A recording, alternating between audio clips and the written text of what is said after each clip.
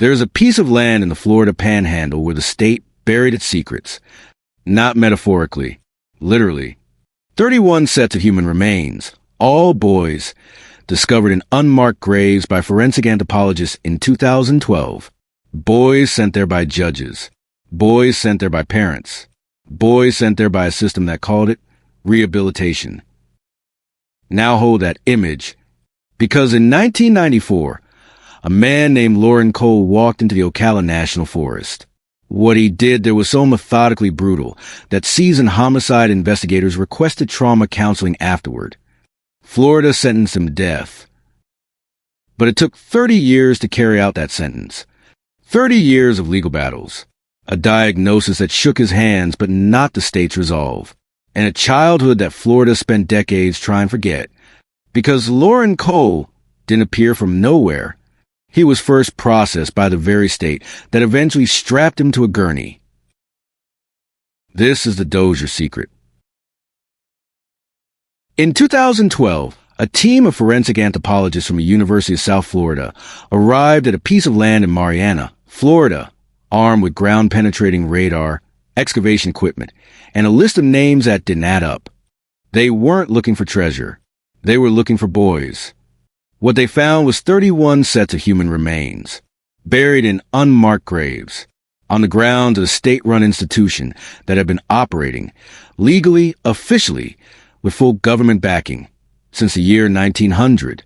The state's own records had logged 31 deaths across the school's entire history.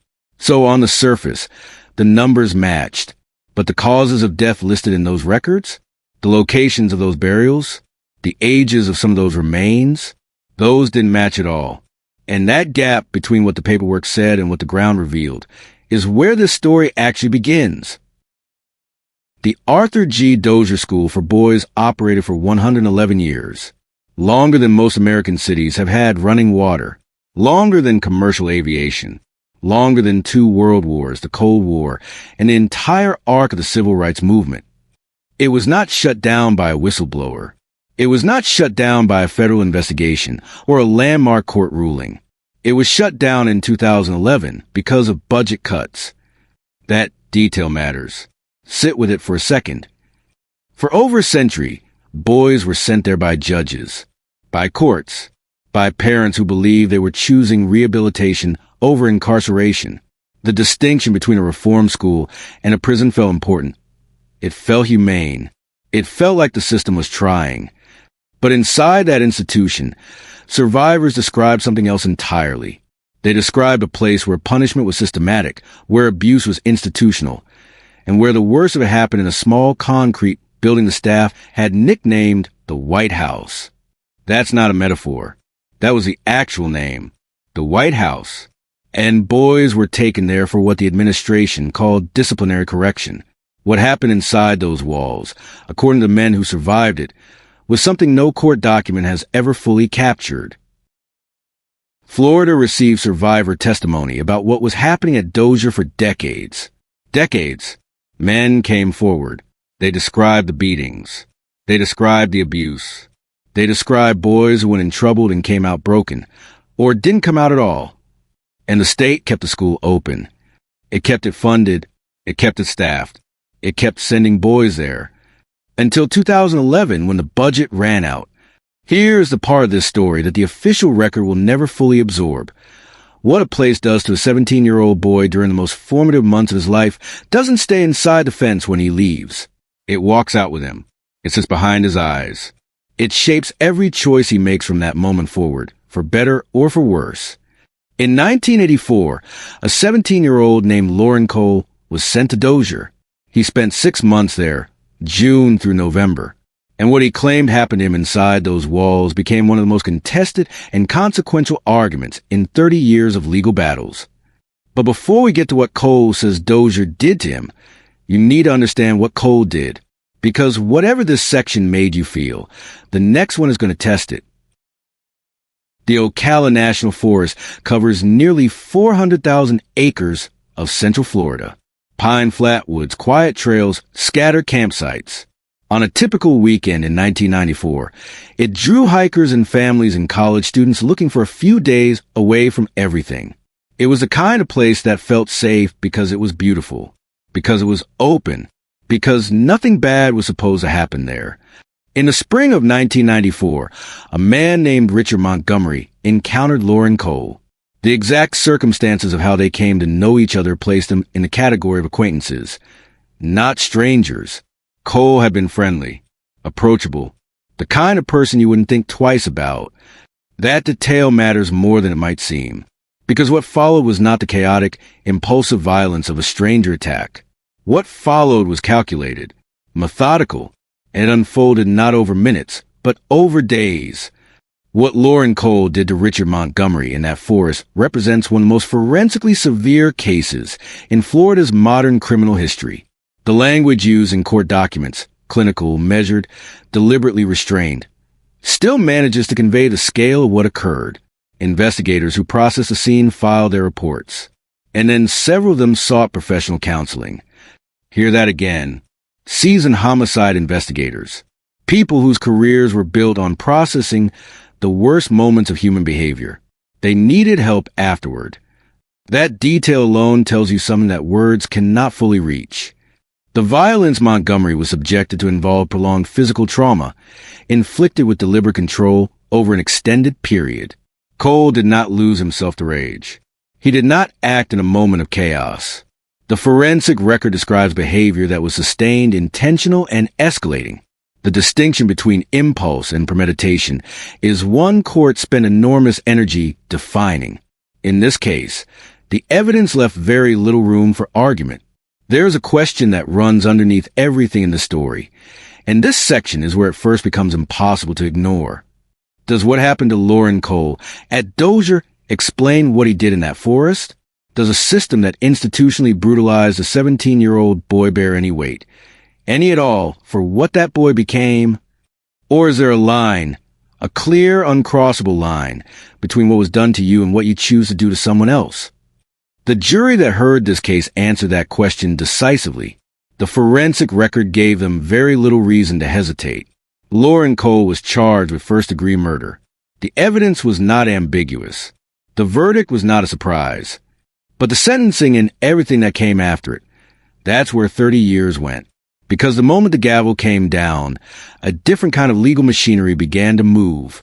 Slowly, methodically, almost as methodically as the crime itself. It starts with a piece of paper, a diagnosis, and a legal argument that would divide courts, divide medical professionals, and divide anyone who heard it straight down the middle. The death sentence came down in 1995, and from that moment, Loran Cole's attorneys did what defense attorneys in capital cases do. They filed motion after motion, appeal after appeal, each one a piece of paper that said, in one form or another, not yet. Now, it would be easy to look at 30 years of legal filings and call it obstruction, a system being gamed by lawyers paid to delay the inevitable. That's one way to read it. But here's another way. Every single one of those motions was reviewed by a human being, a judge, a clerk, a justice, who had to decide whether the argument had merit. And some of them said yes. Not all of them, but enough to keep Loran Cole alive for 3 decades. That's not a loophole. That's the system working exactly as it was designed to work. Whether you believe it worked correctly in this case, that's a different question entirely. In 2003, Cole's attorneys filed a motion seeking post-conviction DNA testing. The argument was specific. They claimed DNA analysis could place his co-defendant William Paul at the scene of the sexual battery, which they argued cast doubt on who was actually responsible for the murder. The Florida Supreme Court rejected it. Their reasoning was precise. Even if the DNA confirmed Paul's involvement in the assault, that finding alone would not be sufficient to establish Cole's innocence on the murder charge. The motion was denied. Over the next 15 years, the filings continued. Writs of habeas corpus, motions to vacate, arguments rooted in the Dozier history, in the disparity between Cole's death sentence and Paul's 5 life sentences, in questions about what the jury had and hadn't been told. Each one was reviewed. Each one was denied. But here's the question that nobody in any of those courtrooms said out loud, the one that sat in the back of the room through every hearing, through every ruling, through every appeal. If a man becomes too mentally deteriorated to understand why he is being executed, does a law that protects him exist to preserve his dignity? Or does it exist to protect the state from carrying out a sentence it can no longer fully justify? Under Ford versus Wainwright, a 1986 Supreme Court ruling, the Eighth Amendment prohibits executing a person who cannot understand the reason for or the reality of their own execution. The case that produced that landmark ruling, it came out of Florida. The state that was now trying to execute Loran Cole had already written the legal playbook on why it sometimes couldn't. Cole's attorneys raised competency arguments as his mental and physical condition deteriorated on death row. The courts examined them, and the courts, one by one, were not persuaded. Every appeal closed, every stay expired, every argument exhausted. And then Loran Cole's body started doing something his lawyers hadn't anticipated, and the state couldn't simply file a motion to dismiss. By the time Florida signed Loran Cole's death warrant, he was not the same man who had stood trial in 1995. That is not a legal argument. That is a medical fact. Cole had been diagnosed with Parkinson's disease. His attorneys documented the progression, the involuntary tremoring, the deteriorating motor control, the advancing neurological decline that had been observed and recorded since at least 2017. By 2024, the condition had progressed to the point where his hands shook without cause and his body moved without instruction. Parkinson's disease does not disqualify a person from execution under United States law. That much is settled. But Cole's attorneys raised a different and more specific question, one that the Supreme Court has never definitively answered. Does the involuntary physical tremoring caused by advanced Parkinson's interact with lethal injection protocol in a way that constitutes cruel and unusual punishment under the Eighth Amendment? When a paralytic agent is introduced into a body already experiencing uncontrolled movement, what happens? And more importantly, who is responsible for knowing the answer before the procedure begins? The Florida Attorney General's office responded to the Parkinson's argument directly. Their position was this. Cole had been aware of his symptoms since at least 2017. He had 7 years to raise the issue through the courts. He waited until the death warrant was signed. The courts agreed. The argument was reviewed and rejected. The United States Supreme Court declined to hear the appeal. No stay of execution was granted. The one-paragraph decision offered no further explanation. And here is where this story splits the room. Not the courtroom. The room you're sitting in right now. One side looks at a 57-year-old man with advanced neurological deterioration and sees a person whose body has already begun to fail him, who is, in some measurable medical sense, no longer the same person who walked into that forest in 1994. The other side sees Richard Montgomery, 18 years old, a freshman, a camping trip with his sister. A life that ended on a trail in the Ocala National Forest because Loran Cole made a choice. Both of those reactions are human. Both of them are correct. And the system was never designed to hold both of them at the same time. Before we get to the execution chamber, I need to ask you something directly. The story you're watching right now exists because someone decided it was worth telling completely. Not just the crime, not just the verdict, the whole complicated truth. The kind that doesn't resolve cleanly and doesn't let you look away. If that kind of storytelling matters to you, hit subscribe right now, because Richard Montgomery deserves a witness who stays until the end. And so does the truth. You've seen this place before. At the beginning of this story, it was an image of institutional decay, a school the state forgot to feel guilty about. It looks different now, doesn't it? Because now you know what Loran Cole did in that forest. And the question that was asked earlier was too early to ask. That question is ready now. Researchers at the University of South Florida who studied Dozier survivors didn't just document individual trauma. They found something structural, something measurable, statistically significant elevations in PTSD among survivors, elevated rates of substance use disorders, and, critically, elevated patterns of interpersonal violence among the men who had passed through those gates. The institution that was built to rehabilitate troubled boys produced, at statistically significant rates, the very outcomes it claimed to prevent. That is not an opinion. That is what the data shows. Florida passed legislation after 2012 formally acknowledging what had happened at Dozier. It offered compensation to survivors. It used the language of recognition and accountability. But here is what it did not do. It did not answer the question that Cole's attorneys have been asking for 30 years. The one the courts consistently ruled was legally insufficient, even as they acknowledged it was morally real. What is a state's responsibility when the institution it built, funded, and defended for over a century functioned not as a pipeline to rehabilitation, but as a pipeline to the very violence it claimed to prevent? We are not asking you to forgive Loran Cole. That is not what this section is for. Forgiveness is personal. It belongs to the people he harmed and to no one else. We are asking something harder. We are asking you to hold two things at the same time, the way the legal system never could. A man who committed acts of forensic severity that changed the lives of everyone who encountered them. And a state that processed that man as a teenager, broke something in him inside a concrete building with a cheerful nickname, and then spent 30 years prosecuting the consequences. The survivors of Dozier, who came forward after 2012, did not ask for much. They asked to be believed. They asked for their names to be attached to what had happened. They asked the state to say out loud, officially, that it had failed them. Florida said it.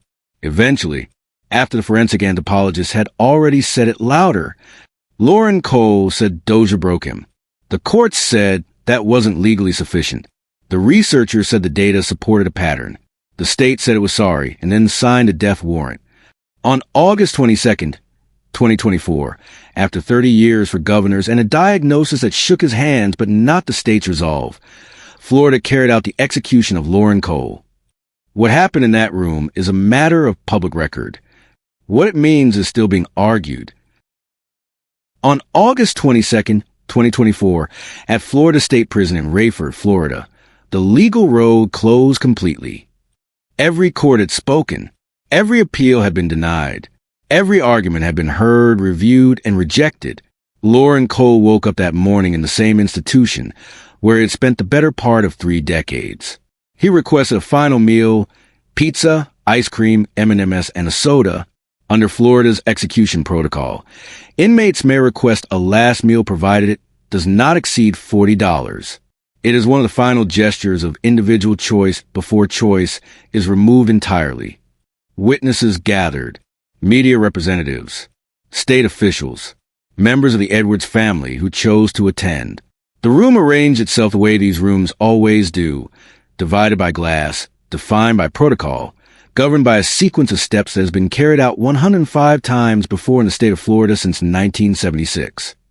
The warden asked Loran Cole if he had any final words. He said 2, no, sir. Florida's standard execution protocol involves a 3-drug sequence. First, a sedative to render the person unconscious. Second, a paralytic agent. Third, potassium acetate, which induces cardiac arrest. The procedure is designed to be clinical, measured, invisible in its severity. 3 minutes in, witnesses observed Cole taking deep, labored breaths. His cheeks puffed outward. His body trembled, whether from the Parkinson, from the drugs, or from some combination of both. It was impossible to determine with certainty. 5 minutes in, the warden approached. He shook Cole's arm. He called his name. There was no response. At 6:15 p.m., Loran Cole was pronounced dead. He was 57 years old. He was the first person executed in Florida in 2024. The 106th execution carried out in the state since the Supreme Court reinstated capital punishment in 1976. The Ocala National Forest is still there. Hikers and campers still arrive on weekends. Families still set up tents on the same trails. For most people who visit, nothing about it feels like a place where something terrible once happened. But it was, and it did. And 30 years later, the state that processed Loran Cole as a boy, sentenced him as a man, and executed him as an old one, closed the file. There are 3 ways to read the story of Loran Cole, and all 3 of them are sitting in this room right now. The first, Cole was a man who committed acts of extraordinary violence against people who had done nothing to him. Whatever happened at Dozier, and something did happen there, that much is not in dispute. It does not explain the Ocala Forest, Millions of people survive institutional trauma without harming anyone. The line between what was done to you and what you choose to do to someone else exists, and Cole crossed it. The second, the state of Florida built an institution that its own researchers later confirmed produced violence at statistically significant rates. It ran that institution for 111 years. It sent a 17-year-old boy there, and then it spent 30 years prosecuting the consequences without ever fully accounting for its own role in what it had built. The third, both of those things are simultaneously true, and the justice system, by design, by necessity, by the limits of what law can hold, was never equipped to carry both of them at once. So it carried one and buried the other. John Edwards was 18 years old. He had just started his life at Florida State University. He went into that forest on a weekend camping trip with his sister, and he never came home. Pam Edwards survived. She built something on the other side of what happened to her. A career, a life, a forward momentum that most people couldn't have managed. What she carried with her every day of those 30 years is something only she could tell you. Their family waited. Through every motion, every appeal, every denial. They carried the weight of February 1994 for 3 decades while the legal machinery ran its course. That is the part of the story that has no argument attached to it. No competing position. No moral complexity to untangle. They lost someone, and they waited a very long time. The names in the story deserve to be remembered, not as footnotes in a legal argument, but as people. If the story made you think, made you uncomfortable, or left you with questions you didn't have before, share it. Because the only thing harder than telling a story like this is making sure it reaches someone who needed to hear it. Subscribe to Not. We'll be here, untangling the next one.